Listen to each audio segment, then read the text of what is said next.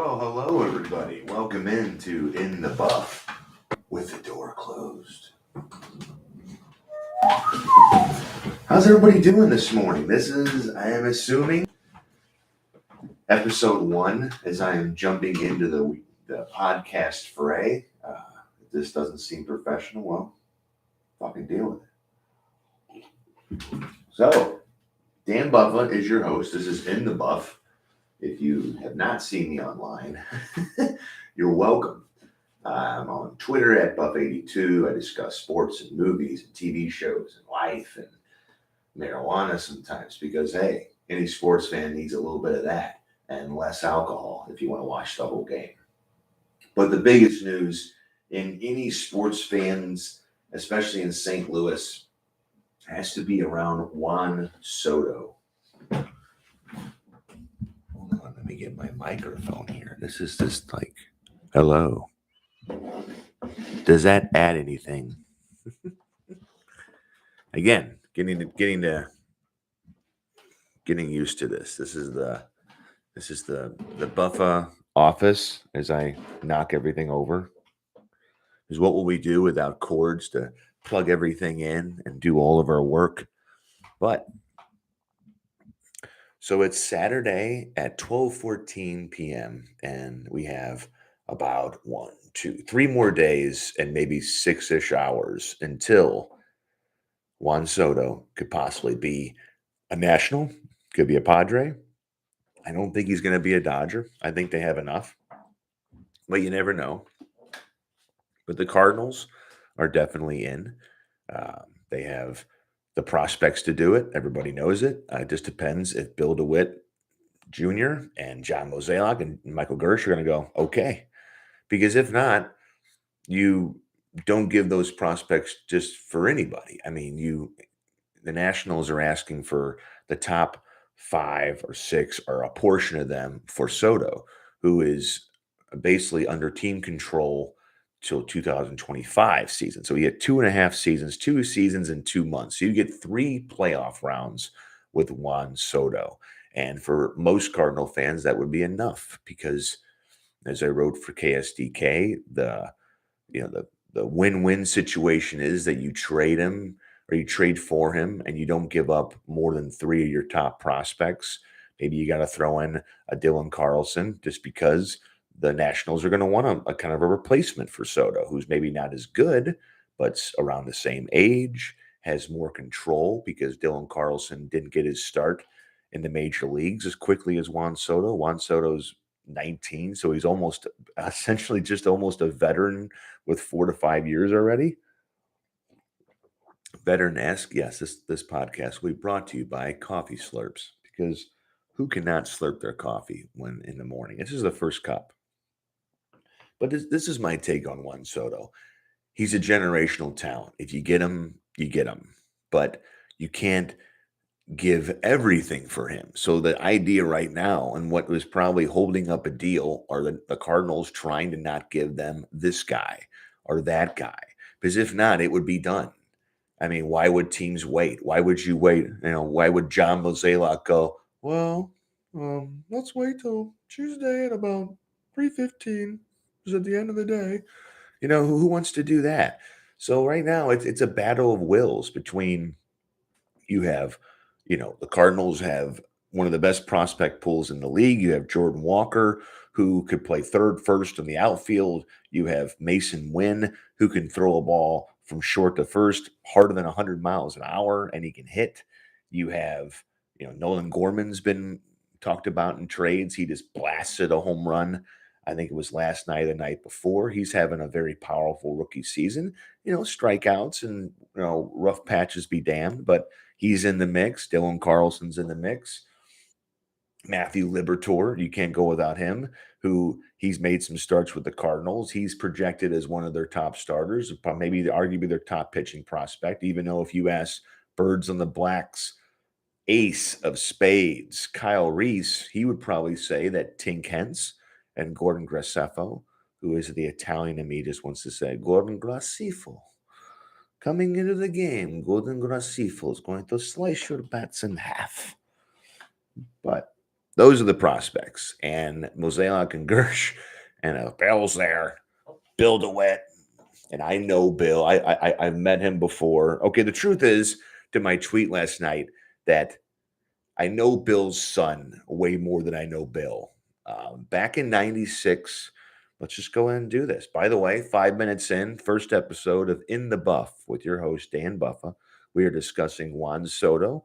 We are discussing the probability or the chances of him coming to St. Louis in a trade this weekend. Are the Cardinals getting something else?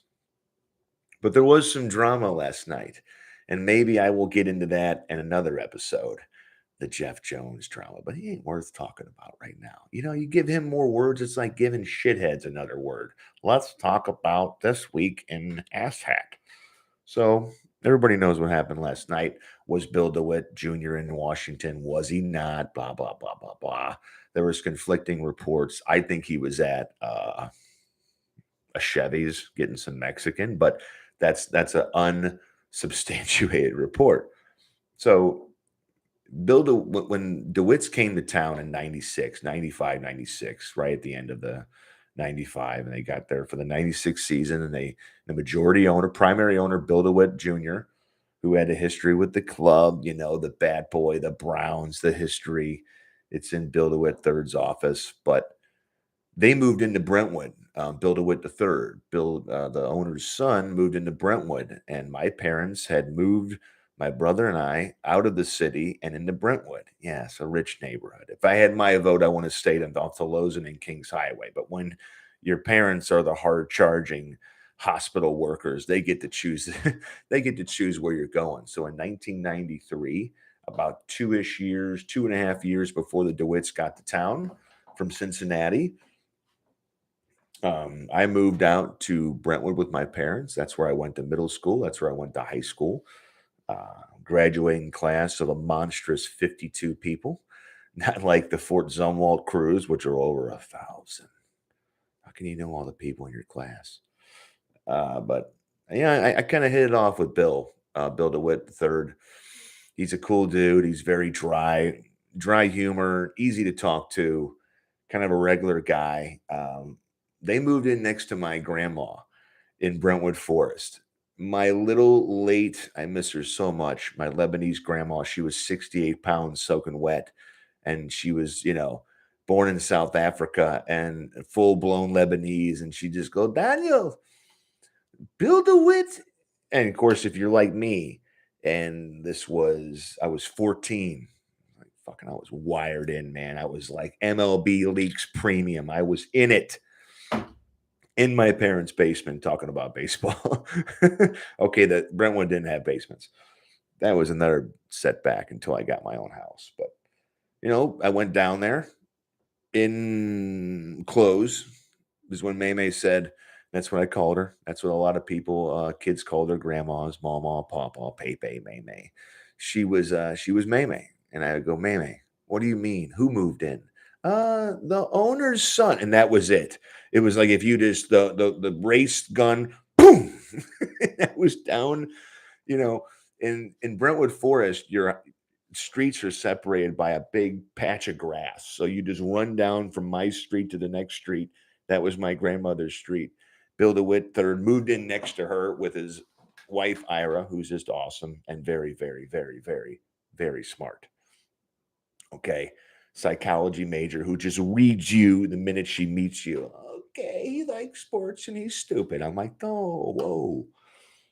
But started caddying for Bill. Bill plays a lot of golf, and I started walking their dogs, Barley and Mabel, two of the biggest dogs ever. You know why? Because they were nice people, and because his father all of a sudden owned my favorite team. It's not like they just came in and ran the ambush. No offense to soccer fans, they bought the fucking Cardinals. So I'm like, hey, man, you need to take out your dry cleaning, go shop at the grocery store. I'll pick up dog shit. What's going on? Who's getting drafted?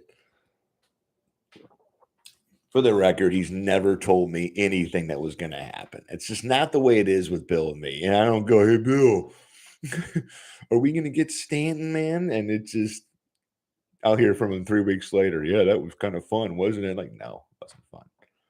But We became buds, and when they created a manual scoreboard in the old Busch Stadium, he got me a job, and I worked there for 8 years, sweating and putting up numbers and drinking beer during the playoffs and watching the Cardinals win and lose.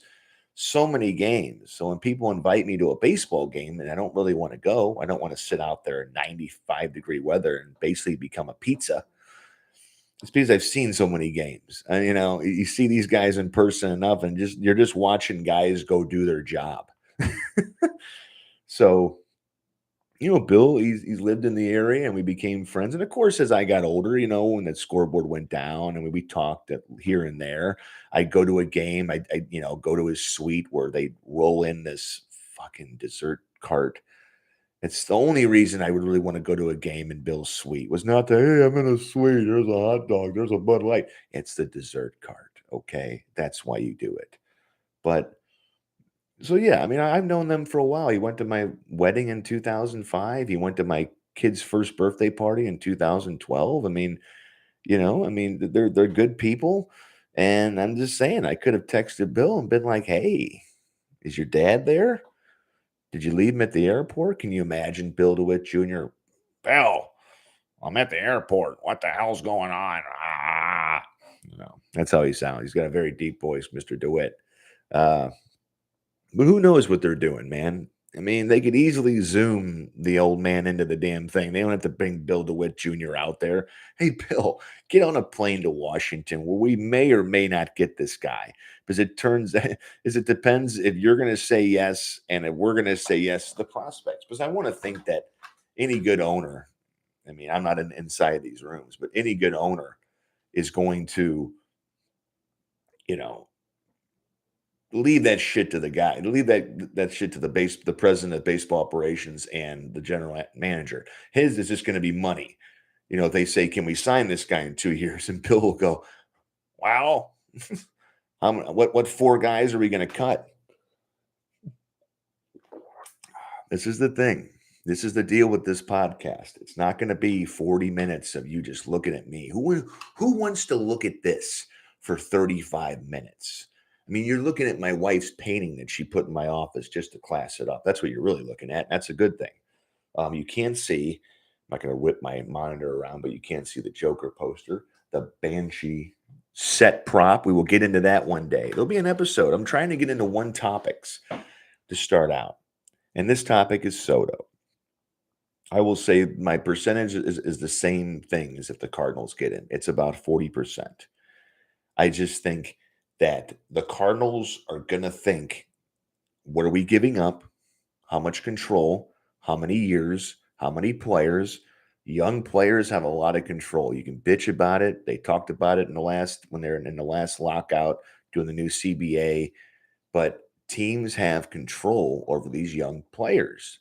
Yes, there's a chance for younger players to now make that bonus, but still, they have control. And that means for a matter of up to 6 seasons, they can do what they want. The first three, then the last three arbitration, and then you're a free agent.